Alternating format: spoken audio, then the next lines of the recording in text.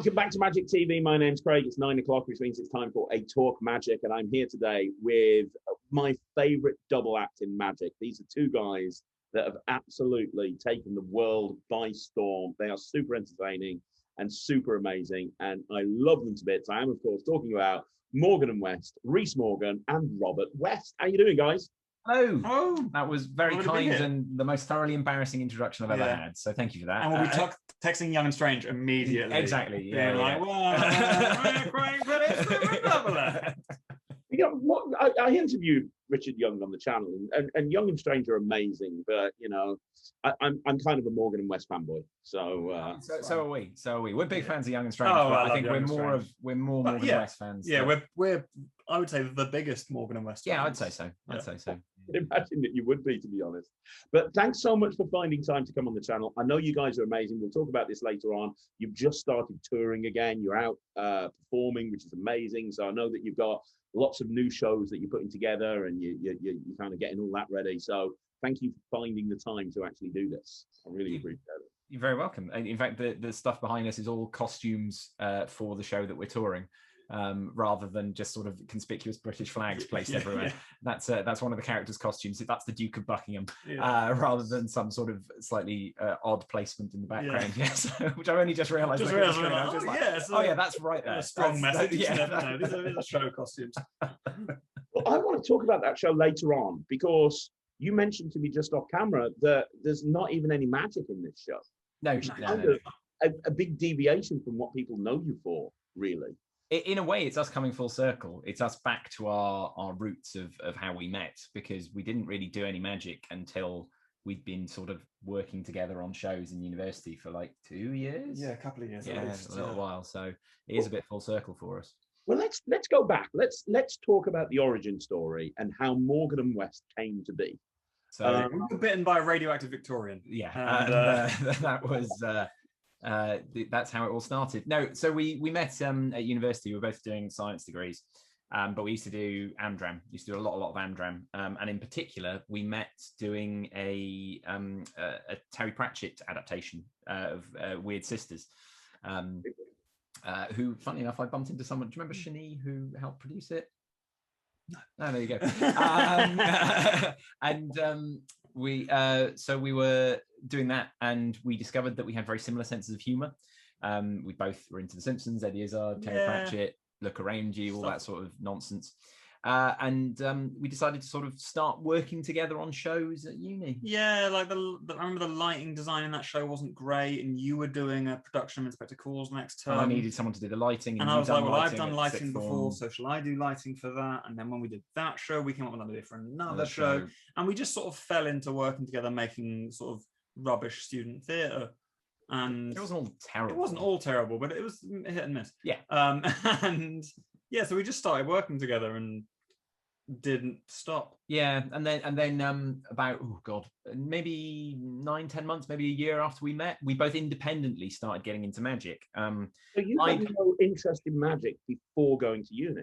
We had sort of interest as punters in that, you know, when I was a kid, I used to enjoy watching Paul Daniels on telly. I quite enjoyed watching The Masked Magician whenever it came up. And I was quite into Derren Brown to the point where I remember I went to see Derren Brown live, the first show, his first stage show in the Swansea Grand Theatre. And I went with a mate who had bought Pure Effect and Absolute Magic. And he was like, oh, he's just a magician. And I was like, no, he can really do it. I mean, isn't it impressive how he memorized the phone book and stuff like that? And you look back at it now and you go, oh, yeah, that's quite nice not knowing, isn't it? It's quite fun. And so I bought a copy of Tricks of the Mind, or is it a Trick of the Mind? It's called A Trick of the Mind, isn't it? Because the TV show's Tricks of the Mind. Yeah, his first book for the public, and started playing around with little bits from that. And you were playing a lot of poker. Yeah, well, so when I was a sort of teenager, I got really into juggling and circus skills and contact juggling and all that kind of stuff. And so I was always always into like learning physical skills and like learning cool things to do with my hands and stuff. And at university, we used to play a lot of poker, like just like, you know, £1 buy-in, kind of just something to do during the day. And because I was rubbish at poker, like I started learning to do cool shuffles and do chip shuffles and stuff. Because because it was the kind of stuff I learned to do. And then honestly, from that, YouTube suggested a magic trick, like some tutorial, someone doing this, that, and the other. And I learned that magic trick. And you used to do that in close-up gigs. And I learned that, and then I started learning false shuffles and stuff. You learned this, and you learned the other. And I learned this and that. Bit of business. And from that, I sort of then stumbled onto like forums and like the Talk Magic forum, I remember. And then people are like, "Oh, you should get Royal Road, and you should get Expert Card Technique," and got into that.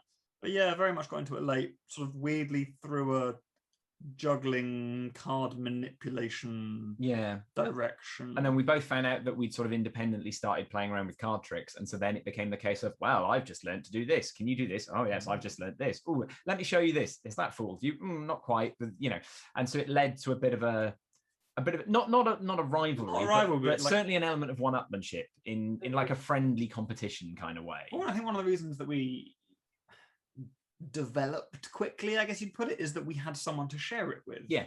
So we had a magic club of 2, and we had a tiny little magic club that met every day, and it was just you and me. And we used to sit in your room, in your student room, in like the second year, or whatever it was, and watch Darren Brown videos and deconstruct them, and try and work out how the tricks were done. And like any trick we did with the card, any trick we did with cards or anything like that, we'd be like, right, how would you do that? Like that one where he springs the cards into the wall. How would you do that? And like we like the puzzles. I mean, like a lot of magicians, I think we liked the puzzles of it. And we had no money, so we bought very few books and very few DVDs. So we just watch stuff on YouTube. Yeah, and just play around with it, really. And then from there, because we did stage shows together, we just started doing it. Like within like a year of picking up Royal Road, we were like, well, we should do a stage show. Yeah, and our first stage show was, to say subpar would be an understatement. Our very first stage show, we were putting it together because it was very easy to put on shows when we were at uni. There were like 6 or 7 theatres that you bid for. You just had to write up a competent bid, and you could go and do a show. And so we wrote a show called Box of Tricks. And 2 days before it was due to open, we showed it to 2 close friends of ours who were both in theatre, and we said, "What do you think?" And they were like, "Oh, it's bad. It's bad." So we rewrote it in 2 days. Yeah, we rewrote the entire show in 2 days. And from that, there was one bit in that which was our halftime break, which was, so we sort of had the semblance of the faux Victorian thing going on. We were in like grey tailcoats and we were top being hats kind of pompous. We were being arrogant and horrible. And there was a halftime break where we got someone on stage and we offered them a cup of tea, but we basically did a riff on the cups and balls with teacups and sugar cubes and lemons and cakes and stuff like this. And it was that was the bit that people liked. Yeah, that was the bit that people went, "Oh, that was really good. How was the rest of it?" "Well, that was really good." Yeah, it was all right. So we'll drop the rest. Yeah, and we went from there, really, and that's where we started basing everything on. Yeah. Now, while that was happening, were you doing, because you both mentioned at close-up gigs, everybody thinks of both of you as like working together on stage and that's it. Did you at any point ever take those skills that you learned and go out and gig in close-up environments? Yeah, we've done close-up gigs. Yeah, close-up gigs. So it was funny, when we started out, we thought that if we were going to try and earn a living from magic, it was a toss-up between trying to learn a living from magic or trying to make a theatre company that dealt exclusively in Terry Pratchett shows, or possibly stand-up comedy with puppets. We hadn't quite worked out which yet. We had a lot of ideas. And basically we went, and we had this idea, okay, well, there's money to be made in magic, so let's do this thing, and we'll become close-up magicians, and maybe every August we'll go to the Edinburgh Fringe and do a show there. But we assumed most of our living would come from doing close-up gigs, because I think when you start out in magic and you start reading the forums and talking to people and watching videos, that's what people talk about, isn't it? Everyone talks about close-up. Especially at the time we were getting into it, which was the real sort of boom of the corporate close-up and the wedding industry, which was a couple of years after the 2008 financial crash. Yeah. So you're talking sort of 2009, 2010, 2011, when there was, and Google optimization was reasonably straightforward, and all of that sort of thing. It was when you could position yourself reasonably easily as someone that people would hire. But the industry pointed us so much in the direction of doing close-up that's what we thought thought we'd end up doing. I saw a thing on like the magic subreddit today of people talking about like what are your ambitions with magic? And like everyone on there was saying, oh, I want to do things with my mates. I want to think, oh, I want to do street magic or things like this. And every now and then someone would be like, yeah, I want to be a close-up magician. I mean, obviously one day I'd love to do like a big stage show and stuff, but in that really weird, like, that's an impossible dream for the future, whereas close-up is a thing you can actually achieve. Well, and which also is a weird attitude, isn't it? Well, Like, and also the weird assumption that one leads to the other, when in fact they are kind of literally different. They're picking different skill trees in an RPG, things. aren't they? You know, you are magician. Do you go down the close-up skill tree? Do you put your points into the stage skill? You know, what do you do into the creating stuff skill tree? And so close-up gigs were always a funny one, especially the early days, because people would contact us and we'd say, well, do you want one or two people? And we would do stuff separately, but we would always split the money. If one of us went out to do a gig, we split the money between the two of us. That was, and it was always right. They just want one of us. Fine, you did the last one, so I'll do this one. Actually, I can't do this one. I'm busy doing this. All right, I'll do this one again. But now you're gonna have to. You know, that was the way it worked. And then we don't really do very much close-up at all anymore. But the last few close-up gigs, we suddenly realized the way we could make close-up bearable for ourselves was we do it as a double act. Now, and if you book us for close-up, you book us, and we turn up and interrupt you whilst you're having a chat with your mates, and as all close-up workers do, but we do it with two of us. And we basically do a little mini play where it's about 9 minutes, and it's something, you know, you're doing tricks in business, but basically one of the things we found on stage is that the beauty of being a double act on stage is that you don't need to talk to the audience because you can talk to each other. And so that's what we basically, from close-up, we went, we can do this in close-up as well. We can do bits of business and shtick and stuff largely between ourselves. I think actually people enjoy it more because they know that they're not being called upon. They don't have to have any input. Yeah, pick a card, sign a thing. Oh, it's in your pockets. Like, you know, like simple stuff, but yeah, the input's minimal rather than trying to get mileage out of people. Yeah, it's very. I've never seen anyone else kind of do that way of approaching close-up magic, but. If there's two of you, it's really easy because you just sort of, you know, oh, hello, yes, oh, sorry to interrupt, yes, oh, no, we're the magicians, I'm Rhys Morgan, together we are Morgan and West, but first of all, before we do any magic, obviously, there's a lot of admin that comes with, and you just start off, you know. just go and riff off each other and stuff, and because I think close-up, you are doing a little mini performance for people, and magic's a funny one, I think, because it is a performance art form that is favored by a lot of people that don't like performing. And I think one of the reasons that close-up is so popular is close-up can make you get to look smart and feel cool and be like, ha ha ha, bam, found your card, bosh, I'm the best, and walk off. And get paid for it, but without having to do the sort of embarrassing side of performing, because there is a certain, when you do anything that's really performative, there's a certain vulnerability to it because you are doing something over the top, you are doing something larger than life, and that is something that some people that would feel silly doing. Whether it's dressing in a costume, whether it's doing a funny voice, whether it's reacting to things or acting stupid or whatever, it's a bigger than like larger than life thing, and that is kind of embarrassing if you are ready to be embarrassed by it. Yeah, that's the thing, isn't it? I think people worry about the self-reflection that it is, what it says about them as a real person. Whereas actually, if you kind of sidestep that and go, well, it doesn't say anything about me as a real person. It's my job. I'm doing a good job of it. Like, you see far too many magicians trying really hard to look cool and just kind of looking a bit pompous and boring, and because you either look cool or you don't. Yeah, you know, it's hard to deliberately look cool, I think. Or at least I think you have to look cool, you have to be the duck on the water, don't you? You have to be pedaling like Billy-O underneath, but no one can see your legs working. And it's hard work. And let's face it, doing card tricks doesn't make you James Bond. No. Like, no. And also, I'm not sure that James Bond is cool. No. He's quite murdery. Yeah. So he's a violent misogynist. Yeah. But so our thing was, in terms of doing performance, I really truly believe that there is great success to be found in the close-up world as a larger than life performer who does close-up. And if you look at someone like Williamson, who was obviously David Williamson, who's done a lot of close-up work in his time, David Williamson on stage is the same performer he is in close-up. Like, he's still this big, larger than life character, and like he's not, yeah, again, he's not there trying to look cool. He's still being stupid and being over the top, and that works in close-up just as well as it works on stage. You just have to accept that you're going to look a bit silly, and that's fine, because people like people that look silly.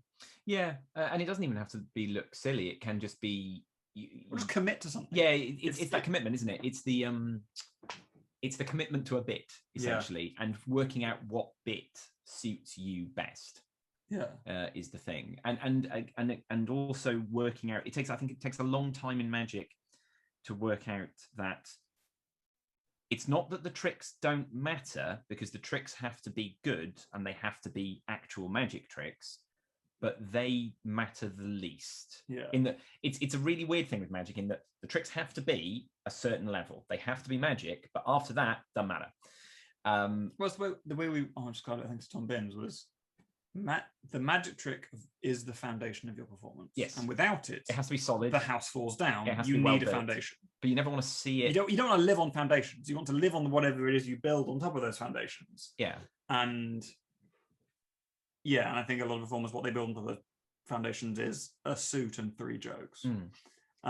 It's because magic is a lot of different things to a lot of people. Like, it can be a hobby to some people, it can be a performance art to others, it can be a craft to others.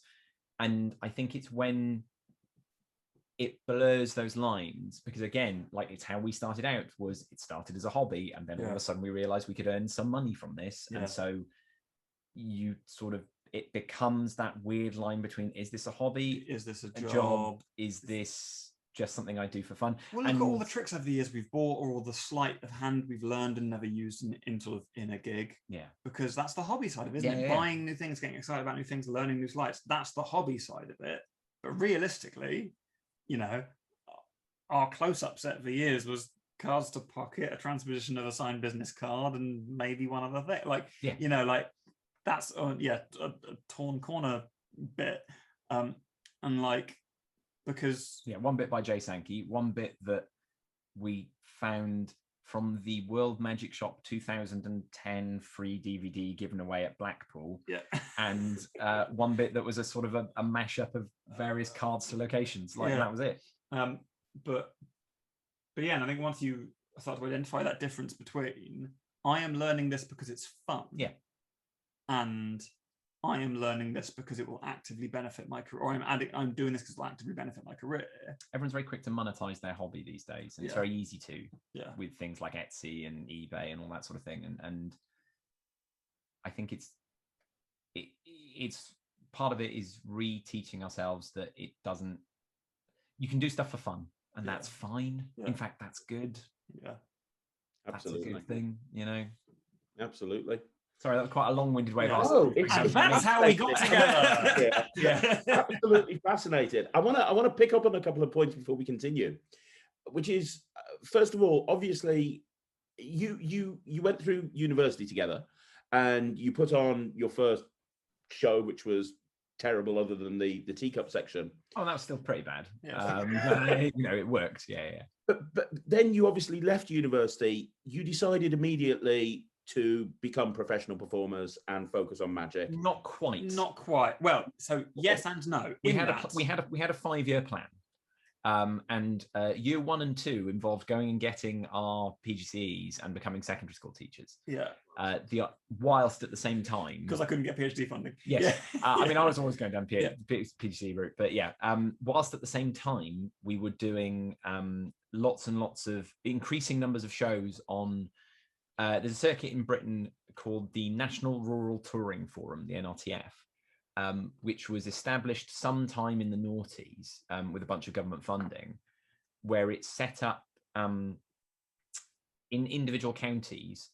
It gave pockets of money for people to put on professional theatre in local village halls. Rural communities. Communities. Small villages. Where they'd be subsidised, or they'd guarantee the fee such that it didn't matter if they didn't sell enough tickets, etc., etc. And then the funding stopped, and the ones that had been very, very successful carried on as their own little entities, and the ones that hadn't been so successful either disappeared or got bought up. And now there's still a few of them around, like the one in Dorset is called Arts Reach.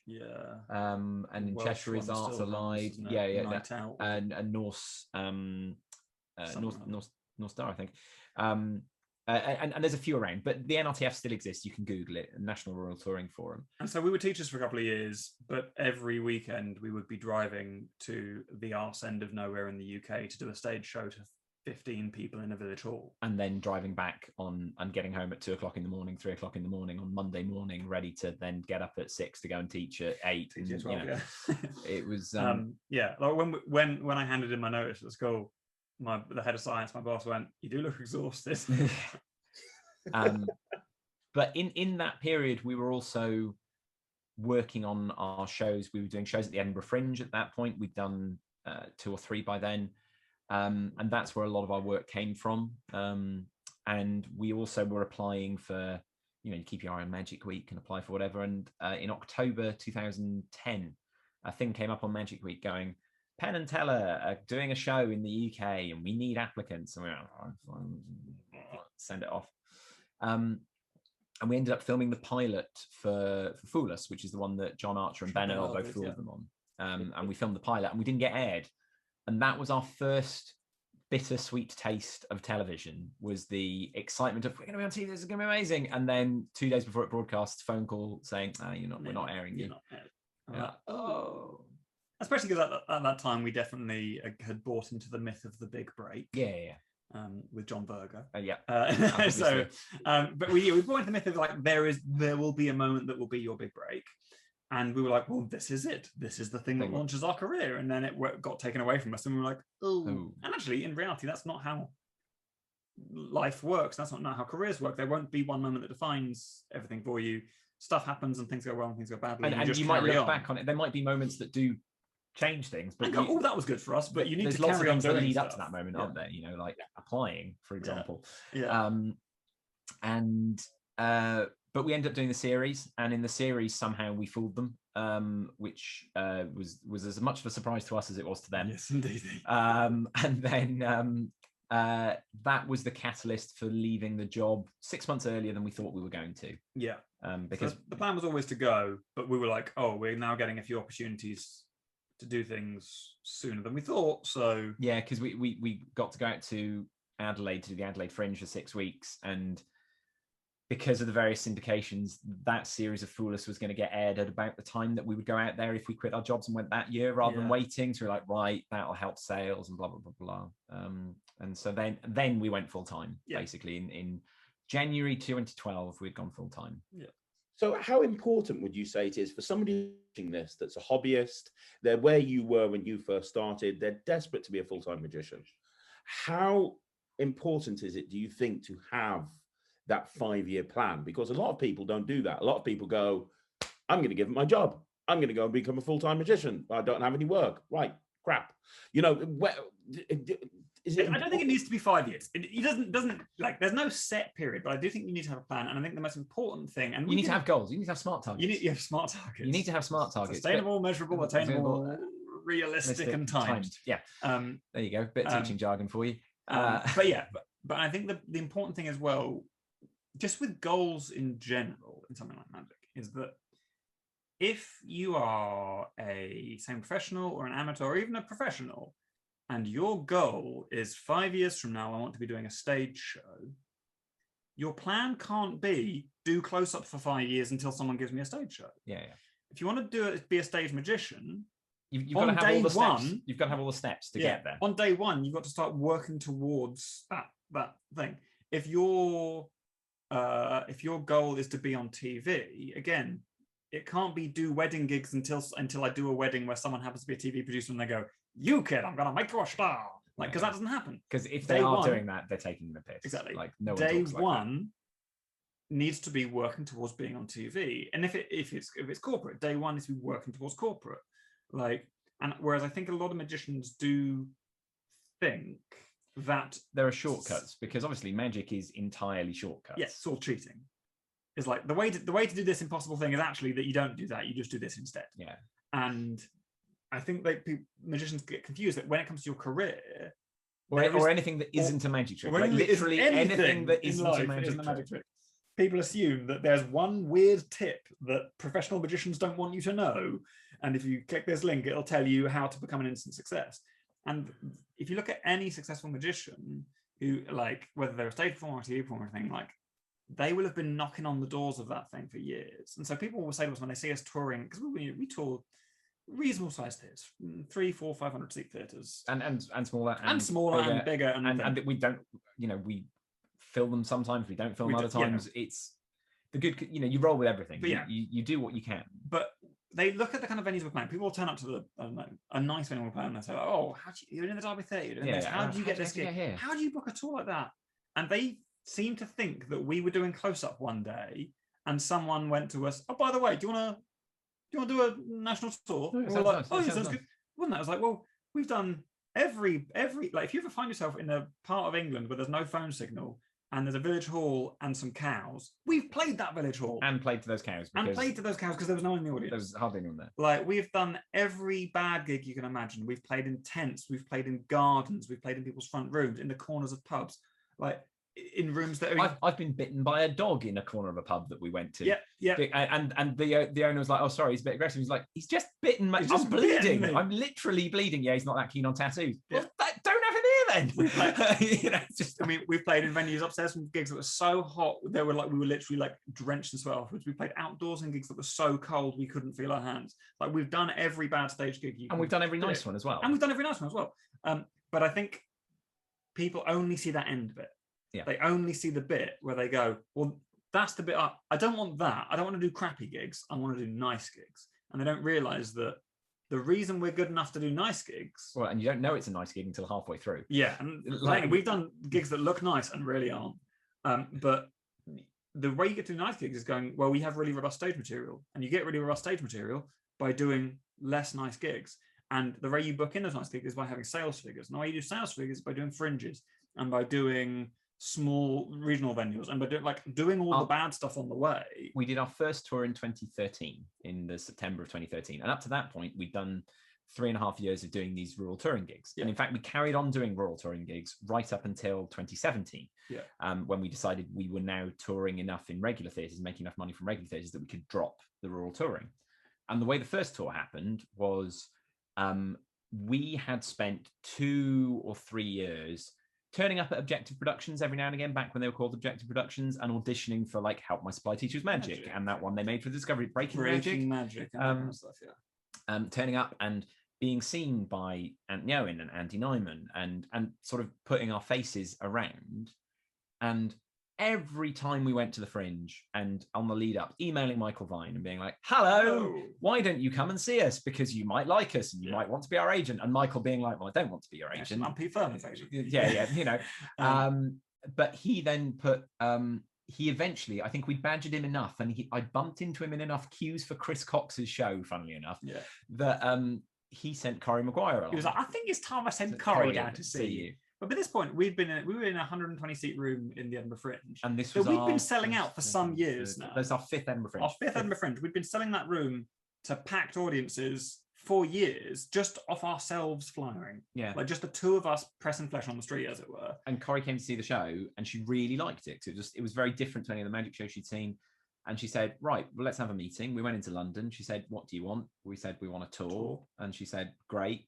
Do you want to do TV?" And we said, "Well, not really. We're not that bothered, but touring is what we want." She was like, "Great, because when you're not on TV, you tour to make money. And when you are on TV, you tour to make money." Yeah. So, because I think she got a lot of people who were there saying, "Oh, I want to be Darren Brown. I want my own TV special." And so then she was our agent for a couple of years. And they booked live tours for us for a while. And then various things moved and changed. And in 2016, we went our separate ways from Objective. Because then we had a new booking agent who is just a theatre booker, a chap called Mark Makian, who just books theatrical shows, plays and comedians and bands and all sorts. And like he toured Luke Jamay for a while because we put him onto Luke, and so that's where we are now. Is we tour through him, and a few things that we get ourselves every now and again, but that's about it, really. But again, part of that thing, people talk a lot about wanting to get an agent, but they forget that Dave Gorman gave us a piece of advice once. We happened to become friendly with Dave Gorman because of a weird situation where we ended up in one of his books. Yeah. And we were talking to him on the Royal Mile in Edinburgh in 2011. We were talking to him about, we haven't got an agent. And he was like, "Here's the thing. You'll get an agent when you need one." Yeah. If you need an agent, they'll come knocking. If you don't need an agent, they won't come knocking. Because agents take a cut of what you earn. Like, and obviously they will try and get you more work, but it's not that thing where you're someone who's got lots of talent but no gigs, and an agent turns around and goes, I recognize your talent, I'm going to get you tons of gigs. No, agents come along to people who are already making money and going, I'll do some of the admin for you and take some of that money you're making. And maybe if I throw you against the wall, get you into some TV commissioner's office or something. I mean, look at the big comedy agency in the UK, Avalon, where their model is, are you a semi-competent comedian who does all right with gigs? Yes, great. In you come. We will throw you at every panel show. We will pitch you every TV thing. And at some point, you might stick. Yeah. And if you stick, we'll make a bunch of money out of you. Yeah. But those comedians are already gigging. They've already got the material. Yeah. That's the agent model. That's how it works. The thing that I'm getting from this is, for anybody that's watching this that wants to be a success, they want to be doing what you're doing, it's not going to happen overnight. It's a lot of hard work, and it's a lot of busting your ass. You guys spent the best part of a decade, if not more, becoming an overnight success, right? And everyone does, don't they? Everyone does. Any overnight success is it's a long night. It's it's a long overnight period. Yeah. That encompasses many days as well. And I think we often say this when talking about sort of our work in general, is that if you want to make it, again, as a close-up magician, as a corporate magician, as a cruise magician, as a stage magician, whatever it is, you can't only want to do the end bit because you won't last. We've done tons of bad gigs, we have done tons of bad gigs, but we've done tons of gigs in less than desirable circumstances, under strip lighting in a school hall to 15 people, and a lot of those have been very pleasant shows to do that we've really enjoyed doing. Because if you don't enjoy the journey, you will never make it to the end. And you will make it to the end, and you'll be sad. Yeah. And I think it's why a lot of magicians fixate on money, is after a while they realize they don't particularly enjoy doing close-up, but it's all they can do. So they just focus on, well, if the next gig pays me more, the next gig pays me more, the next gig pays me more, it'll be worthwhile. Whereas our attitude is like, I'd rather find the thing that interests you, find the things that make you comfortable and happy, and also both in terms of mentally and in terms of physically, in terms of everyone's got means by which they need to live, and all of those things. You need to look at the whole picture and decide what it is that you want, and not what will be the next step, and then chase the next thing and the next thing and the next thing, because otherwise you'll spend your entire life chasing stuff. Yeah. So we've now reached a point where we always said that the thing we wanted to do was to tour our own shows and earn enough money to live. And that's what we do. That's what we do now. And we make new shows because that interests us, yeah. and that's fun to do, and that's exciting and new. But we're not chasing, like, we're not kind of like, and now we've done this, now we want to be in the West End, or now we want to be on Broadway, or now we want to go to Vegas, or anything like that. It's just like, I quite enjoy touring sort of 200 to 500 seat regional theatres. It's quite nice. Yeah. And like, and there was that thing of, again, with the sort of talking about plans and having a plan for it, is that we always wanted to tour our work and make a living doing that. And we didn't wait until we were touring to make our stuff tourable, if you know what I mean. Like, when we were doing village halls, we were bringing loads of set with us. We couldn't bring lights, we didn't have room in the car, but we had like really complicated sound design running off a remote control in our own pocket, playing on a computer in the way. Like, we brought tons of stuff with us because we're like, well, when you're working theaters, we like shows that have loads of set and that look really good when you walk in. And so that's the show we want to create. So we started creating that even when we were only doing it in a village in Piddle Hinton. Out of the back of a Honda Jazz. Yeah, and you're talking about back of a Honda Jazz. Like, we were trying to create the work that we would one day create from the start. Yeah. And obviously it's grown and expanded from that. But even in our early shows, we were working within our means, but we were pushing the very edge of what our means were. Yeah. I think. Well, here's a question. The fact that you're a double act and have been right from the very beginning, and you talked about how you used to do close-up gigs and split the money if you went out individually, was that a help or a hindrance? Because I can imagine it's a help in many ways, but I mean, if you, for example, in the early days went out and did close-up and didn't have a partner, well, you'd be making all the money yourself. I mean, surely at the very, very beginning, there were financial issues of going down that kind of business model. Or was it always like, the best. I suppose what I'm asking for people that are watching this, that's got a best friend that are listening to this, and they go, I'm going to make this. I'm going to grab my best friend. We're going to put a show together. Like, what are the pros and cons of being a double act? The cons is that it's the same money split between two people. Yeah, that's a big con. Yeah, even if there's two of you at a gig, you're not charging double. Yeah, and there's twice the cost associated. Yeah. But the cons is there's always someone to talk to. There's always someone to Pros, share. I mean, The pros. I'm tired. The pros, there's always someone to share the successes with, and there's always someone to commiserate with. Yeah. Because if you have a bad gig, and you're driving 3 hours home, you just get into your head about it. Whereas if there's two of you, you can moan like buggery about it, and then afterwards you just vent about it, and then it's done, and then it's over. And if it's good, you can celebrate with someone, and and also I think just critique. Like, it's very hard after your own gig to go, right, what was good about that? What was bad about that? What could I change? Whereas with two of us, we can say, I didn't like that. I did like this. The first thing we do when we come off stage is we don't congratulate each other. We say, we go through, that was an issue. Is that an actual issue, or does that happen tonight? Oh, that bit that you tried there, or that bit was the way you did that was really good. Let's keep that in. It's the highlights and the lowlights. We go through those very quickly, and then we might say, oh, good job, by the way, well done. Yeah. But that's kind of taken as written. It's been an interesting learning experience because for the new show, we're working with a third person. And after the first show we did with them, we had to have a bit of a conversation. We went, oh, I think they think that we're really down on the show. Yeah, because we walk off and sound super negative. We're like, didn't like that, didn't like that, didn't like that. But it comes from, we are so used to working with each other, it is taken as read that we like the work. Because if we didn't like the work, we'd walk away. And we say, I can't do this, let's do something different. And it's taken as read that we will be happy with the show when we're really happy with it. And we got laughs and people liked it, and people are like, all the good stuff is fine, but I can see 15 problems with the show. Yeah. And I'll be really happy 2 months from now and 20 gigs from now when those 15 problems are fixed. And obviously by then we'll have found 15 more problems, but there'll be smaller problems. And we realized, like, oh yeah, when we're working with someone who doesn't know us, we need to also do the positive bit. Yeah. Because it's very easy to just go, this is rubbish, this is rubbish, this is rubbish. And I think people are like, oh God, I think you hate doing this. Like, no, we love doing this. It's just our process. This is just how we work on things.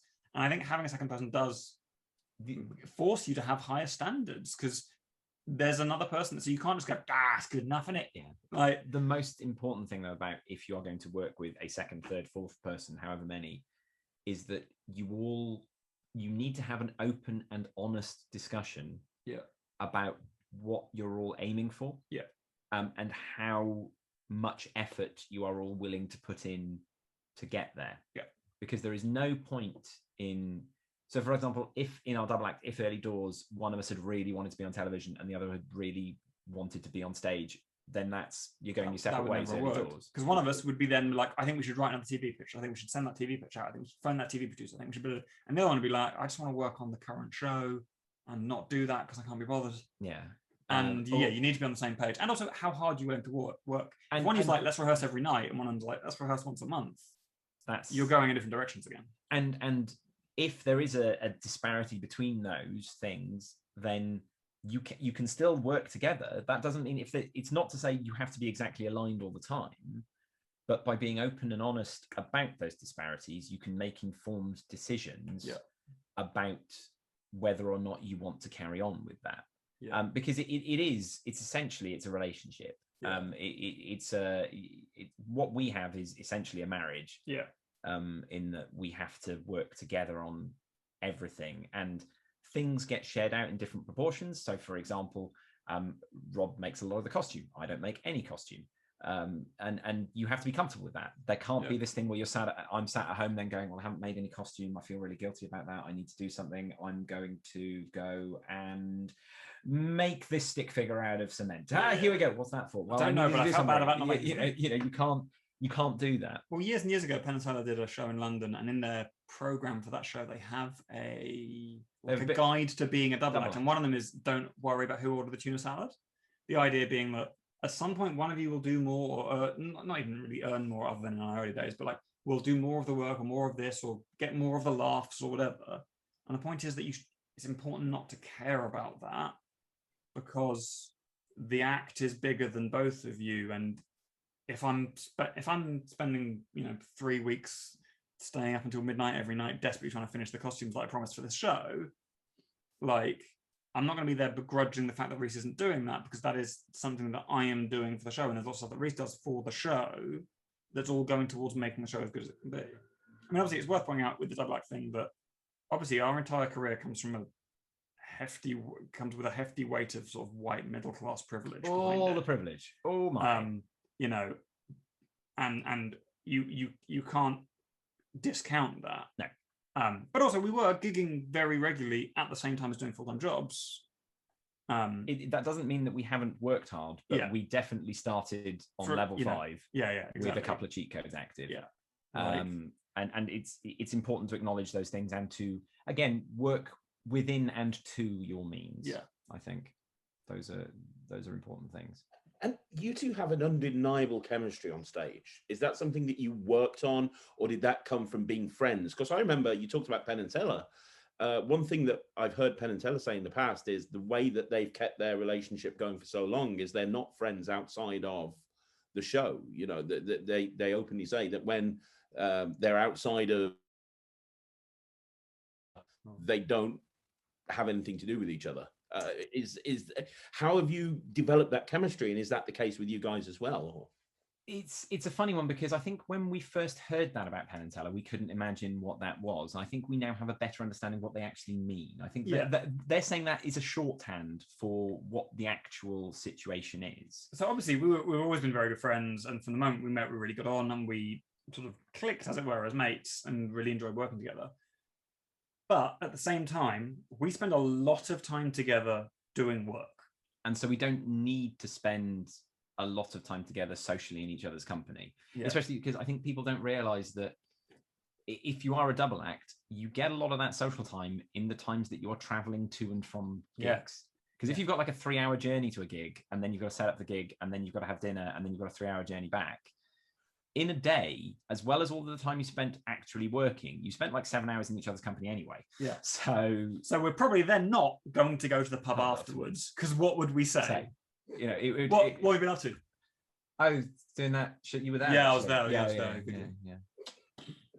Like, and is that thing of so arguably we don't socialize because we do a fun job that we enjoy doing, and we often go out for dinner together, and we often spend lots of time together because that's our job. We say that if we're doing a show somewhere, if we're doing 2 shows in a day and we're kind of going out for a meal between the shows or going out for coffee or something, people must find it very, very odd. They must think we hate each other because we're sat there on our phones, like just be like texting our partners or reading the news or whatever. And they're going, these two aren't speaking to each other. Just like, we've talked for 4 hours already that day. So over the last 15 months during COVID, where you've been unable to gig, has there been more socializing because you haven't had that traveling to and from the gig, or have you replaced it? Do you know what I mean? It's been weird because we were mid-tour when everything shut down. We were like show 12 of a 50-date tour when everything stopped. Right, that's gone. Right. The first couple of months were us sort of working out, is this going to start up again? Yeah. Then sort of doing other bits and bobs like video for a while and playing with different ideas. Then the Musketeers show sort of reared up. And so you've moved house. Yeah, I moved house. Although it's been a long 15 months, it's kind of, for us, it's changed every couple of months in the way that we're doing things anyway. Yeah, because it's always like, and like, we've done something, we tried some YouTube stuff, we tried some streaming stuff, we've done a bunch of stuff, largely to keep ourselves busy. Yeah. And obviously we've spent way less time talking to each other, but we've still talked to each other a lot about stuff and made stuff and worked on stuff and or you've helped me move house and and all that kind of stuff. I carried most of this stuff up this exactly. It's just like it's just gently evolved to adapt to the situation, I think, hasn't it? Yeah, and like we're in a lucky position now where we're very busy again, we have lots of work coming, but also we're at a stage in our career now where basically, if you can survive 15 months without work in a global pandemic and come out of that pandemic and suddenly have a full diary again, This was primarily thanks to our booker, but also because of the relationships and the reputation we built up with venues. That means that we can take a bit of time off from time to time. So now we can go, okay, well, we've got this show, Musketeers, that we've obviously worked on over lockdown, worked on things like that. So the next time we do a show, we can take time off to work on the show. And we can sort of change our working habits, because for years and years and years, we've worked on one thing while touring another thing. And we're getting old. And we're getting old, yeah. We're getting old. And I might not look it, but I'm 63. Yeah. Like, you know, it's just... And actually, COVID's, I think, been really good for teaching us, like, actually a slightly slower pace of work is not a bad thing. Yeah, we were very much... Make hay while the sun shines. Yeah, we and that was useful because it meant that when it absolutely chucked it down, we had hay. We had hay. But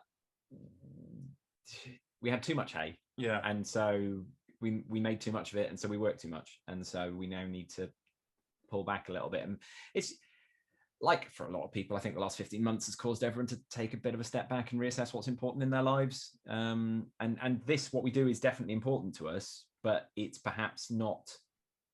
The amount of importance we had ascribed to it was perhaps more than either of us realised or needed. Well, and there was definitely a time when we were doing like 250 gigs a year. Oh God, yeah, and we were exhausted because we were regularly doing 250 shows or other gigs. We would often do 2 or 3 shows in a day. And these were shows anything from 60 minutes to a full sort of evening show with an interval. Show. Well, I remember there was one February half term. We did 15 shows in 7 days. Yeah. And each day was at a different venue. And sometimes the venues were miles and 200 miles apart. 2-3 hours apart. But there was definitely a point at which we sort of were like, oh God, but we're kind of proud of that. Yeah. We were like, we're doing 250 gigs this year.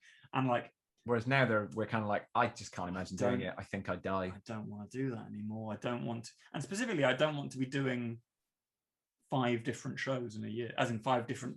So like a kids show and a Christmas show. So I don't want to be doing that in a year now. I want to do one show for a year. From August 2019 to December 2019, in that period, we did a load of shows. I don't know how many exactly. Off the top of my head, Edinburgh, that tour, Christmas, probably about 70 or 80 shows. Yeah.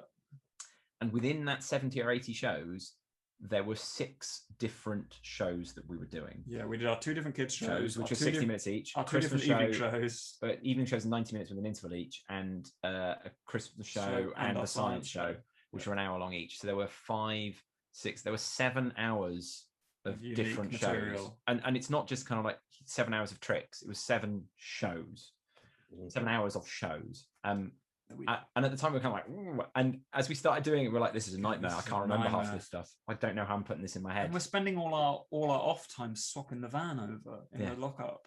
Whereas like now I've got to a stage now where obviously I like to work and I like to tour. Well, I want but I want to do a show van.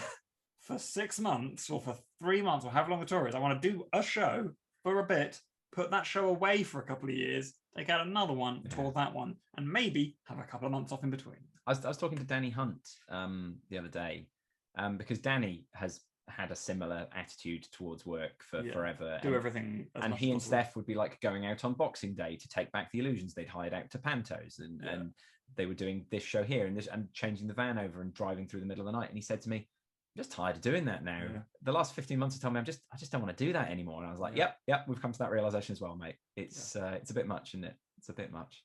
But I think it's very easy to get caught up in that. It's very easy it becomes habitual, I think. Well, I think so much of magic in particular, but a lot of the world at the moment because of social media, is about being like a visible success.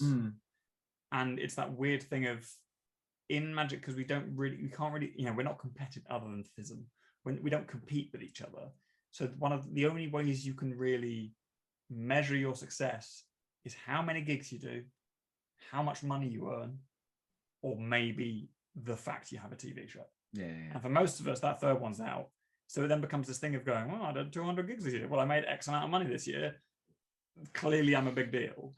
Whereas actually being like, I actually would rather earn slightly less and have more time at home. Yeah. Yeah. So here's a question. You guys have been insanely busy up until COVID. What made you decide to start releasing magic tricks to magicians? I mean, you brought out the Cards Across through, and you brought out the parlor tricks through Vanishing It. Like what? You do 250 shows a year. You are completely stretched to the limit. I know. Let's bring some tricks out. Like what was the reasoning behind that? So we've got 3 releases out. We've got Thought of Cards Across, which is the card trick. And the reason we released that was because it cost us 50 quid a throw to make up the set of cards. Because it was like thin cards and mispipped cards. And we were like, this is costing us a fortune every time. If we lose a set. Or we take us too dirty a thing. And we're doing it every night. We're doing it for cabarets and we're doing it every night in parlor tricks and all this sort of thing. So we approached Vanishing Ink, who's put us onto Card Shark. If you make this, can we have like 10 sets? So we've just got 10 sets. 10 sets, and we made a bit of money. Great, lovely. We genuinely released that so that Card Shark would make us the cards. Yeah, so that would be nice, and that would be easy. Done. The decoded stuff was decoded was because no one talks about code, and we lecture code, and we think that coding is like one of those sort of. It's like any card, any number. It's one of those weird sort of mythic tricks where actually it's really easy. Yeah, it's so easy. If there's 2 of you, just start making stuff up and working it out, because that's how we did it. And there's a lot of bad stuff about coding out there as well. Like the chapter in Corinda is dreadful. It's dreadful. It's not written by Corinda, but yeah, it's really bad that way. And there's the thing about we are kind of, some of our work I think is sort of deliberately contrarian in a way, in that we look at things in the industry or in magic that we don't like, and we try and lean against that. Do it in a way that we like. Do it in the way that we like. And one of the things I think we felt was that coding and code work was one of those things that is sort of artificially inflated in terms of hype. Like the code acts and people talking about code were suggesting that there was like a godlike level of skill that no mortal, even in the magic industry, could understand if you weren't part of the inner circle. And it's actually it's a lot of work. And we were just like, I think this is interesting stuff and accessible stuff. People just assume there's tons of work in it. They assume, and we're like, I think we could do a nice, fun, like bare bones to complicated all the way through. Like, here's the building blocks. Here's the building blocks, and here's how you build with them. Yeah. Partly to just show that like this stuff isn't actually that hard, and you can do stuff with it that is really hard. It doesn't need to be. You can. But it doesn't need to be. It can be as accessible as like a key card trick or something like that. Card tricks don't need to be, and then I've done a pass and a master push off and blah blah blah blah blah. They can be a key card, or that's the thing. Yeah, and I think in an industry where a lot of performers and a lot of ideas about performing are put on a pedestal about, I never use key tricks, I only sleight of hand, like it's that. I think we felt code was one of those things, and we're like, I think you could do a really nice sort of like, here's how coding works, at least the way we did it. Yeah, and then Parlor Tricks, which has just gone into its 3rd printing and is back in stock now. We wanted to write a magic book like no other magic book we'd read. And the closest book that we'd read to what we wanted to do was something like the Books of Wonder, Tom Stone's books, and also any Dutch magic book. Well, and also The Mental Mysteries of Hector Chadwick. Yeah. And in that one, Hector Chadwick / Stephen Long talks quite in detail, takes you through blow by blow a show that he made and did at the Edinburgh Fringe in like 2006, 2007. It was just before we were up, wasn't it? It was just before our time. And we found that really interesting, sort of talking about a show. And we thought, well, can we take this a step further? Can we not just sort of talk about the show and sort of do the tricks, but actually, if we did this here's a video of the show, here's us talking about the way we set things up, here's us talking about the set, the sound, the lights, here's the script, here's decisions about, here's notes about why we make these decisions that we do in the script, here's the methods for the tricks, here's a discussion about what happens at the end of the show, the interval, where it's going. So it is the book, it is literally the book of the show. Because like so many magic books, even if books on stage magic, are like, here's a trick, here's a trick, here's a trick, here's a trick, and then I go, and then get 4 routines and stick them together. Off you go. And we're like, there's a lot of work that goes into making a good show and crafting a show. And Parlor Tricks is a show that we were confident in because it had been around since 2014, and we had completely reworked it from the ground up at least once, if not twice. Yeah. So we're like, we put a lot of work into this show. And so we go like, yeah, sure, we'll teach our cars a cross trick, but we also want to talk about the fact that that trick started life as a completely different trick and went through several iterations before it got there. Because it's easy to give the impression that we go, yeah, we just write absolute bangers when it comes to tricks, which is not true. We write the same mediocre rubbish that everyone else writes, and then you just refine it and refine it and refine it and refine it. Out of the 2014 Edinburgh Fringe Show parlour tricks that shared the same name, there are 2 tricks that survive to the 90-minute evening show, because the rest at one point, I remember doing it, it was an NRTF gig. I remember we did it and we came away from that one and we both looked at each other and we went, I think this show isn't good. I think it's rubbish, yeah. And sort of had to go, right, well, what are we going to do about it? Well, we could fix this or this. And it was actually, I think it all needs to go. Yeah. I think these bits are fine, but the rest needs to go. And we need to think about this again and start again. Yeah, and then one by one, we just started replacing the tricks. Yeah.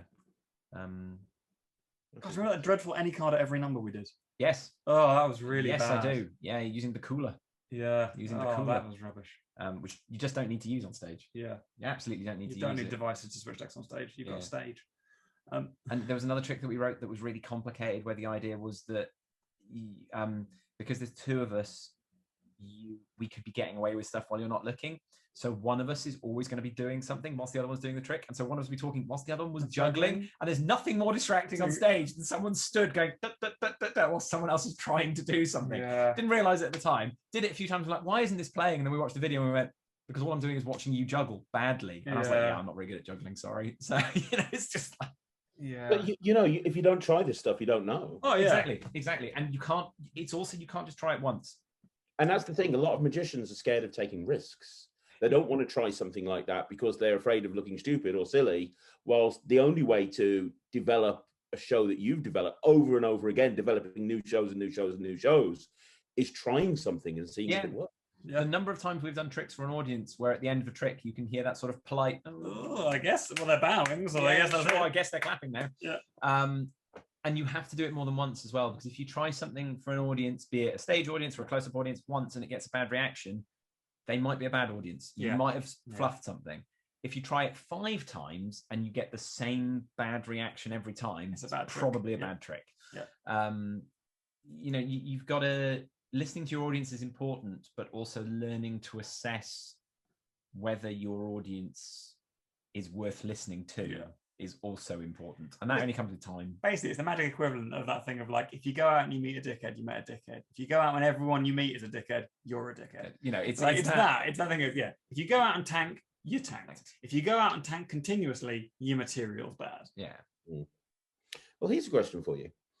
You guys are quite unique in that you loved theatre first and then you found magic and you use that to be able to put on shows. Most people, they find magic and then it's kind of the other way around. Here's a question. If, hypothetical situation, if you had the opportunity to present it to you where you could tour theatrically but not do any magic, like the new show that you're doing right now, and you could sustain that forever at the same level of income and the same touring schedule, or you were able to do the same thing with magic and you had to pick one or the other, I'm trying to work out if magic would you continue to go down the magic route, or would you just go, actually, it's a lot easier to not do all of the tricks and carry everything around, let's just go down the theatre route? It's not the carrying everything around, because we carry a lot. So our science show, which is just science stuff, there's no magic tricks in it, that is a full van and takes 4 hours to set up and is an absolute nightmare. The difference is, what we're finding both about the science and about the Musketeers is it's really, really nice to do a show where you're not deceiving the audience. The feedback you're getting is not dependent on, it's much easier to convey what you're trying to convey because you're not hiding anything. Yeah. Magic is odd. Magic is really, really odd because you're constantly doing that paddling, trying to look serene, and everything that's complicated and hard you're trying to hide, and things can go wrong and things might not go wrong, but also ultimately you are doing stuff that, with the best will in the world, there is no trick out there that will definitely fool everyone who watches it. And you never know how many people are going to be in your audience who may or may not be fooled by what they are watching. Yeah.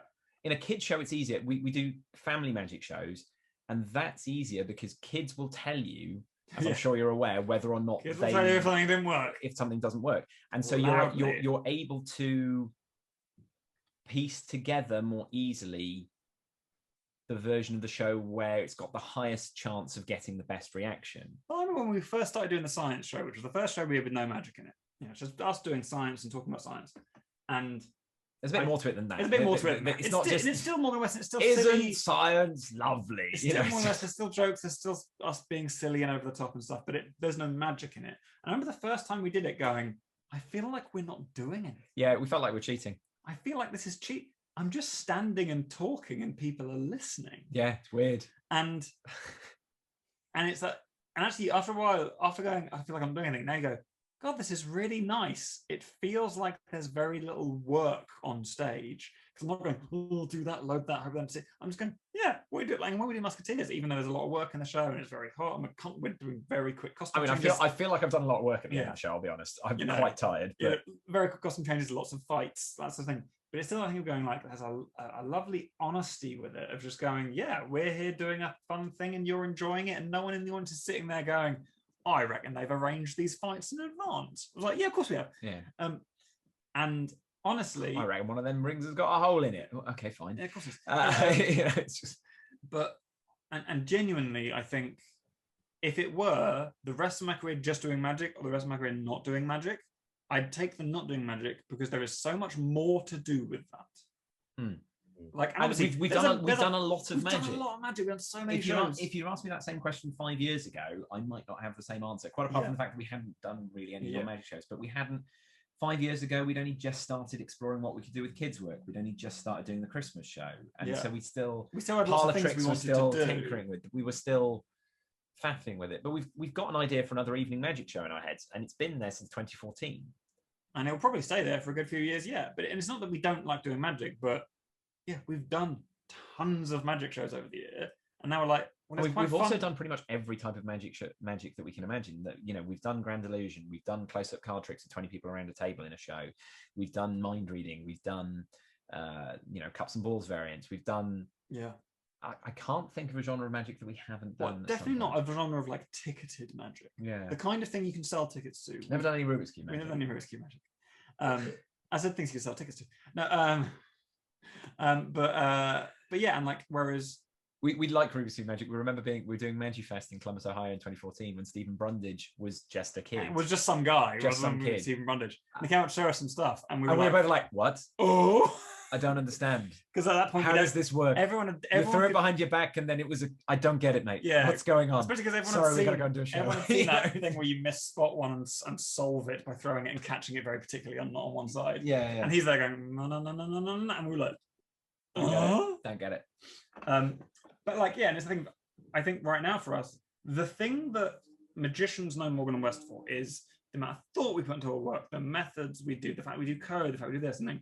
But the things that our ticket buying audiences know us for are fun, silly, family-friendly shows. Yeah. And actually, you can come to a bunch of magic shows and be like, and you can know a Morgan and West magic show when you see it, and then you can come and see our science show. And I think a lot of our audiences are going, I don't know what this is going to be like. And when they leave, they go, oh, it's the same. It's the same. Same thing. It's not magic, it's science, but it's definitely a Morgan and West show. And the Musketeers is the same thing. It's not science, it's not magic, it's a play, but it's definitely a Morgan and West show. And we're at that stage now, I think, where both in terms of our position in the industry as in the theatre industry and being known by venues and things like that, and among audiences, both at those venues and our own personal audience on social media or whatever, we are known by non-magicians as just people who make good family-friendly stuff. I think that's because you've spent so long working on your brand. And I think one thing that we have to bring up when I'm talking to Morgan and West is, you know, you've mastered the art of characterization, and you know your characters inside out and back to front.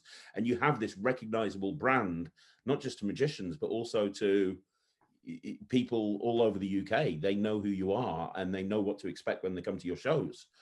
Do you have any advice on creating that brand or creating that persona that you use, which is very, I remember And do you ever find that people have like tried to rip you off? Because I remember you're about to mention a phone call that you made to us. I made a phone call to you guys. I was watching David Penn many years ago at the Britain's Got Talent final. No, Britain Does Variety. Britain Does Variety. That's a knockoff stage show. We were doing a gig in Hebden Bridge at the time. We were touring in Hebden Bridge, and we were sat in the dressing room, and I got a phone call, and it was you, and you said to us, "Hello, I'm stood at just been watching David doing stuff with Britain Does Variety, and there's an act here called the Marvelous Time Travelers, and I've had a word with them." And what did you say? And because Piff the Magic Dragon was there as well, wasn't it? Piff was there. Yeah. Piff also, when they came off stage, Piff said to them, "Have you ever heard of Morgan and West?" And apparently they said, "You're the second person that said that to us today." and Piff went, "I won't be the last." Yeah. And your phone call was the thing that spurred us to go and buy the domain names timetravelingmagicians.com and .co.uk that very afternoon. Yeah. we later discovered that those guys had invited us to lecture for at their University Magic Club. We hadn't been able to do it because we had a gig. It was like, they knew who we were. They knew what was going on. They just wholesale took our act. But we're basically... Magic, I think, can be a bit weird about like crediting and you can't do that because it's so-and-so's, you can't do that because it's so-and-so's, or if like people saying like, if you're going to do that on stage, you should really say on stage that it's not your trick. I was like, that's ridiculous. That is a ridiculous, to a paying audience, it's ridiculous to go, by the way, Di Vernon wrote that, but ridiculous. But there is in the world of performance, you take ideas from lots of places and lots of things. You go, creativity is just how well you can hide your sources. Exactly. You know? And but also mixing them. That's the thing, is that creativity is not going, I'll have that. Creativity is going, oh, I like that. I don't like that bit. I like that bit. Oh, they do a cool thing. I've seen that and I don't like that. So here you go. And the reason we're not worried about people ripping us off is that if they're better than us, then great. Fair play to you. We need to do better. Because we've done a lot of work on being Morgan and West. And if you can read one book and go out and do our show better than we can do it, fair play to you. You clearly have done the work. You can have it. Whereas if you go out and do our show worse than we do it, and often people, when they copy our magicians, will miss the integral thing that makes them great and will just copy the things they say. Like, look at the number of magicians that missed everything that made Darren great and just copied going, say ace 2 3 4 5 in your head, like, or the multiplying bottles that Tommy Cooper did, the Ken Brook routine. Yeah, the people who will do that verbatim, word for word, and won't really think about, well, what's the thing that they're bringing to it? Yeah, because Tommy Cooper was a buffoonish, foolish, clownish character, so it makes sense to do a routine that goes completely wrong.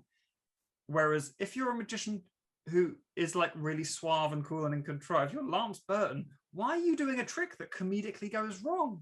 It's a really weird thing to do. Yeah. But yeah, so like, we're not worried about people ripping us off because we are an ever-changing act in terms of, obviously we have a shtick and we have a thing, but even now, like, most of our shows at the moment don't mention time travel at all because we don't need to. And our current show is set in the 17th century, so we're wearing 17th century aesthetics, not 19th century aesthetics. Yeah. But the point is that we have this kind of like oldie worldy, timeless feel, and the characters are very well formed, but we are not at all worried about people ripping us off. Because like, yeah, good luck to you. In terms of advice for finding these things and branding wise, it took us ages to find anything, and we change it every now and again, and it doesn't, you know, we had a very good friend of ours, Liam, who was a graphic designer who did a lot of work for us in the beginning, and I think the thing we'd say is basically, obviously it evolves over time. Our act and our look and everything has evolved over time. Yeah, when we used to first write scripts, we'd write one script and divvy the lines up between us. Now we know how we both, and Morgan and West are very, very different. Early shows, they're the same person. Same voice. Hear the same voice. Whereas now we have two characters and we write jokes for those individual characters. But when you're coming up with a character like that, and from a branding point of view, you want to be different to everyone else. Yeah. And honestly, so it's hard to be different in a subtle way. Yeah, it's got to be a big difference. It's got to be a big difference. Full Victoriana garb and the whole set and everything, big difference. Grumpy magic dragon, big difference. Brightly coloured waistcoat, small difference. You know, or if your shtick is like, oh no, I'm different because I'm the card guy. They're all the card guy. You know, if your thing is like, oh no, but my thing is that actually I don't do magic. I'm a sleight of hand artist and a gambler. No, everyone does that. You need to do a thing where if someone described your act without naming you, everyone will go, I know exactly who you're talking about. And it needs to stand out specifically in your marketplace as well. You need to identify where you're trying to sell yourself and look at everyone else in that area and then sidestep them. Yeah. It's like, but that's the same for everything, isn't it? That's the same for every sort of growth business model is if you offer the same as everyone else offers, you ain't gonna get anywhere with it. And unless you are staggeringly better than them. Oh yeah, if you are incredible at what you do, fine. Look like everyone else, but just be that much better. And make sure everyone knows that you're and make sure everyone knows you're better. But most people can't judge the difference between fine and great magic just to look at a 5-second clip. So in an industry where most people can't judge the difference between a fine and great sandwich. It's the same thing. Exactly, yeah. You know, what's the difference between a Tesco meal deal sandwich and one from Pret? You know, Pret's got nicer marketing and branding, and you kind of feel a bit nicer going into a Pret than you do buying a Tesco meal deal. Yeah. But it's like, there's something like, if you're going to do this stuff for branding purposes, be different and be visibly different. Like, and what's the name of, is it Lee something, the guy who's the purple magician? What's his name? No, not Lee. Lee Warren. Lee Warren. Yes, there you go. Now, strange choice because it doesn't tell you anything about the act. But if everything you wear is purple, and all your props are purple, and all your stuff's purple, and people turn up to a show and it's purple, and you bang into Google purple magician, you're gonna find Lee Warren. You know, and it's a thing of like, and just from a purely business branding sense, fair play. Like, that works. Yeah. I'm the purple magician. You come to my show, everything's purple. You go, yep, we're in the right place. Yeah. Someone says, you see a magician the other day? Yeah, who was it? He's the purple guy. Purple guy, found him. Yes, that's the exact guy. I was chatting to someone the other day who was getting a magician for their wedding, and they were like, oh great, what's their name? And they'd like just been talking to them 2 days before, couldn't tell me the name. Yeah. And was like, what's it look like? Bloke. It's probably dark hair, card tricks. And I had to, in the end, I ended up Googling like magician Gloucestershire and going through the list of, I think his name's Richard, like, and going through the list of people. And I was like, if you get work, that's fine. But if you want to really stand out and you want to do, especially the kind of work like kind of cruise ship work or TV work or stage work, the kind of thing where there's lots of people that want to do it and there aren't a huge number of performing opportunities. So look at Tom Crosby, where he's found his character in The Performing Nerd, with great. Very specific yellow waistcoat and the tie and everything like that. And in the last 5 years, it's gone from Tom Crosby to The Performing Nerd, it's just like, yeah, it's that one. Yeah. And people now say to us, do you know The Performing Nerd? Yeah. Not, do you know Tom Crosby? Yeah. Because that's such a strong image and such a strong brand that, and you know what the show is, and it's very, very clear that that's a thing. Whereas I think, a lot of people have been like, oh, my character's cool guy. You know, I completely and totally agree with everything you're saying 100%. But explain Young and Strange then, because they don't look that different and they're doing illusions like everyone else does. They're putting comedy into it. And now, don't get me wrong, I am a huge Young and Strange fan. I think that they're amazing. So 1, double act, not many of them about. 2, top of their game.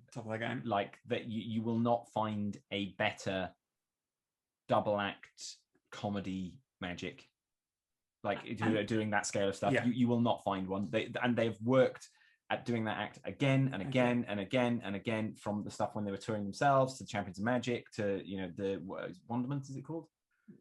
For now, yes. On the West End coming up and so on and so forth. Blah blah blah.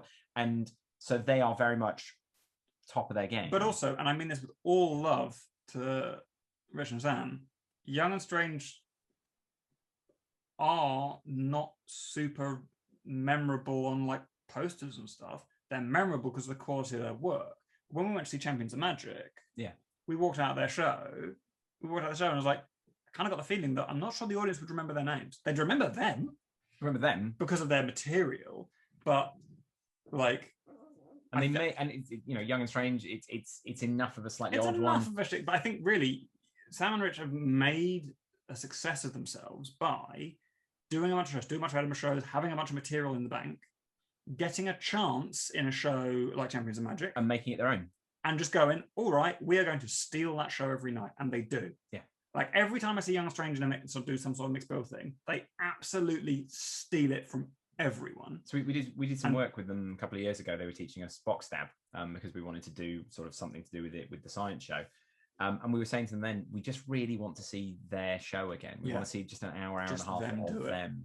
And it's the thing of going, and what that's a case of, I don't think Young and Strange have a strong brand, but they've had an opportunity in terms of magic, and they've absolutely made the most of it because of years of work that's come before it. And they are a niche. They are... Two blokes doing comedy illusions is not a crowded marketplace. No, it's rare that you get two people doing illusions that aren't magician and assistant. Yep. And they are equal. They are double act doing it. And they can work for kids. Their stuff isn't blue. Yeah. Like they have a huge, vast number of illusions and stuff behind them. They're really funny. Really funny. Like in the same way, and you know, and I mean this as a compliment, it is. David Williamson doesn't have a strong brand. No. Don't need it. It's David Williamson. For a while, his brand was that fella who did Rocky Raccoon. Yeah. You know, exactly. Like that's... In the same, like, so we were at... Or that fella that the kid got the better of on TV because the clip does the rounds every now and again. You know? We did a gig a few years back, and one of the techs there used to work on the Disney boats, which obviously Williamson does sometimes on the cruises. And she was like, oh, do you know Magic Dave? So I was like, didn't even know his surname. Doesn't need it. He's that good. Like, and gets the work from quality. But the great thing about having an incredibly strong brand is that you don't need to be that good. You need to be good, but you don't need to be better than everyone else. There comes a point when if you're not good, it won't get you any further. Yeah. Oh yeah, you can't just get away with a cool look, because if you're rubbish, you're rubbish. But like the reason we got on that first Penn and Teller show was not that our trick was amazing. The reason we got on that first Penn and Teller show was that we looked cool. Yeah. Like the reason like people are interested in something like that is because we look cool. And a lot of time the reason people come to see our shows is not because they've heard anything about us in terms of quality. We just look cool. We look different. We look interesting. Like when we were at the Edinburgh Fringe and we used to fly for hours every day, we were in costume and we looked cool. And people go, this is a thing I like, or I like the look of, so I'll go and see that. Well, I'm going to wrap this up in a minute, but I want to ask you a question, the same question that I asked Richard Young when I interviewed him, which is, do you ever worry? I mean, the brand that you've built is Morgan & West. Yeah. It would be very weird to have just tonight only Morgan. It just wouldn't work. Do you ever worry that your future as performers is tied into each other? And what I mean by that is, what happens if one of you decides one day, you know what, I'm done. I'm done. That's it. I'm done. Look, you can have everything. Morgan & West is finished as far as I'm concerned. So we've got sort of half joking, half genuine contingencies about all this. We have open conversations about. So for a start, we have sort of logistical plans for if one of us falls really ill, if one of us dies, if one of us decides they just don't want to do it anymore. Yeah. And part of that is kind of keeping the conversation open and fresh. You know, it's not a checking in with each other. It's not are you still happy doing this? But it's knowing, trusting that if the other person was finding an aspect of what they were doing sufficiently unenjoyable that it was possibly jeopardizing the whole thing, they would talk about it. Yeah. And like one other thing, and part of the reason we did magic shows, then we did kids magic shows, then we did a Christmas magic show, then we did a science show, now we're doing the Three Musketeers, is that we're stopping ourselves getting bored. Yeah. We couldn't do the same 20 minutes for our whole career. I'd just lose the number of times I've told people the digits on their bank card, and now it just becomes a kind of like, it's 6147. Yeah, lovely. Thanks very much. Off we go. And it's that thing of going, like we actively work to keep our jobs exciting and fresh and that. But that said, I mean, the two show names, obviously, the individual show names are Morgan Freeman and Way Out West. Way Out West, yeah. Those are the two. Those are the two names. I mean, we have which is a sort of joke, but I think the kind of joke that we probably would follow through on. That if one of us were to die in it absolutely has to be followed through on. If one of us were to die in some sort of accident or I don't know, some illness or something, the other one will do like a last show about the fact that the other one's not there. Because there's something really interesting about the idea of a double act where one of them's gone. And like you look at it, like there's that interview on, I can't remember which chat show it is, with Ernie Wise like 2 days after Eric Morecambe died. And there's this weird sort of stillness. It's not like awful. He's not like in things, but there's a sort of weird sort of stillness about him which is that thing of going, oh, this is it now. Oh, and obviously they were slightly later in their career, but and it is that thing of like, so we have this sort of deal of like there will be a show after one if one of us goes, which will be about the kind of closing out of the thing. And we also had an idea years ago. If we get to close out Morgan and West together, if at some point we decide, you know what, this is done, we want to do one last show where we will do it to as many people as we can muster. Yeah. Where at the end of the show, whilst people are in the show, all of the posters in the theatre get taken down, our website gets deleted, and our social medias get deleted. And at the end of the show, we go backstage and shave and possibly shave our heads and just walk out the door. And that's it. And we're going to call it Morgan and West are vanishing. At the end of the show, we vanish and we never come back. And that's it. Done. We vanish, we crawl out of whatever we've just dropped into, and the audience are just left there going, where did they go? And we're gone by the time they get out. And there's no trace of it when they're leaving. That's the idea, because we think that would be fun. That'd be a fun way to go out, wouldn't it? Because also you've kind of got to, if you decide that you're stopping, you've kind of got to burn your bridges a little bit to make sure that you don't get tempted back. Yeah. Sure. Well, no, but also theoretically, there might come a point in the future where one of us goes, you know what, I don't. Oh, by that I mean, so you can't just pick it up next week. You know? But if he turns around to me in a few years, well, I say next year, but we've got gigs booked in for a little while now. But that's the other deal, is if one of us decides they don't want to do it anymore, you've got to see out the diary. You've got to see out the diary, and that's becoming increasingly long. At the moment, if one of us turns around and goes, actually, I don't want to do this anymore, that's fine. We're booked until the end of 2022. So but suck it up. Yeah, eat it for 2 years. But honestly, if we turned around to me tomorrow and said, okay, I want to see out all the gigs we've got and then I'm done, I want to move up north and start a guinea pig sanctuary, then okay. We've done so much in our career. Like, it's not been that long a career by a lot of magic scales, but we've done a lot. And the irony for us of the pandemic hitting was about a month prior to it, month and a half before the news had started bubbling about this thing coming out of Wuhan, was that we had been saying, God, this is lovely, isn't it? God, we've done a lot. Yeah, and the book was just about to come out and all this. God, if it's all ended tomorrow, it'd be all right. We've done it all. Well, honestly, and then we were saying this was it. If we were done, I'd be fine. And I honestly think we were actually quite, once we worked out how long it was going to be, we were both quite calm about it. Yeah. We worked out, well, we've got this much money in the bank, we can survive for this long. If we can start again after that, great. If we can't, if not, if it comes to 18 months and we haven't done any gigs at all, we then have got enough money that we can spend the next 6 months looking for work, retraining, and working out what we want to do. But yeah, and it was that thing of going like, yeah, we've achieved a lot, I think, and a lot of stuff that I'm really proud of, like shows that I'm really proud of making, the book and everything, and going, if that was it, if that was our foray into showbiz, what possible regrets would we have? Like, Yeah. And then we're like, and because also there are sides of our work that I don't enjoy, but like, would it be nice to be home on the weekends? Yes. Like, we've gone from having the last 15 months where we've spent every weekend at home to all of a sudden now we don't have, I think we've got like 2 weekends between now and Christmas, maybe. Yeah. Wow. And obviously we both got partners, and my partner's a teacher, and so works during term time, and then on the weekends when she's off, we're working, and then on school holidays when she's off, we're working. So it becomes a thing of going, yeah, like there would be a lot of upsides to not doing this anymore, and I think we'd find something else to do. This is your way of telling me that you're leaving. Yeah, I'm out of here. I texted Crazy, please bring this up. Yeah. So I can break it. Yeah, like. I'm happy to help. So he has to take it well. Yeah. But I want to ask you one last question, which is, I know that you guys aren't planning on going anywhere anytime soon, despite what we've just talked about. Is there, I'm going to ask you the same question I've asked to everybody that I've interviewed on this channel, which is, what's next? You just spent 5 minutes talking about how much you've achieved, and you have. Your legacy is set. If you stop tomorrow, people will remember Morgan and West for a very, very long time. Both magicians and non-magicians.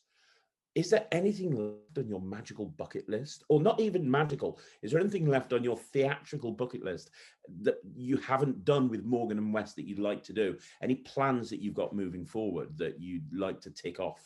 I hate to be those people, but yes. So we have a thing we're working on we can't talk about. And we genuinely can't talk about it.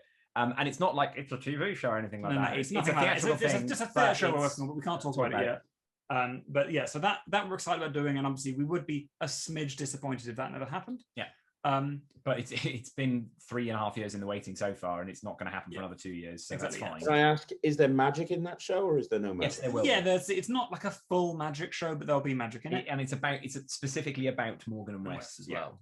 It's not like I can't. Yeah, it's. I think weirdly for me, it's again in the idea of we did the science show, we did a kids show, we did a Musketeers show. I would be sad if we never got to finish touring the science show, because I don't think that had enough of its time. Yeah, I think weirdly for me, the thing that I would be like, I would like to do that is that I want to try and write something else. Like, I don't know what it is, but like, even if it's like for someone else,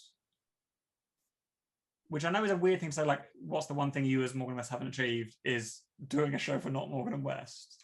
I know what you mean. But I think because we've spent our entire careers tied to these characters, and we love these characters, and we're very fond of them, we know what they are now. Musketeers was in a way a breath of fresh air because we got to write for Peter. Exactly. And there is a little part inside of me that's like, I'd kind of like to write a show and give it to someone else. Whether that's a play that we give to actors or a magic show we give to a magician or something.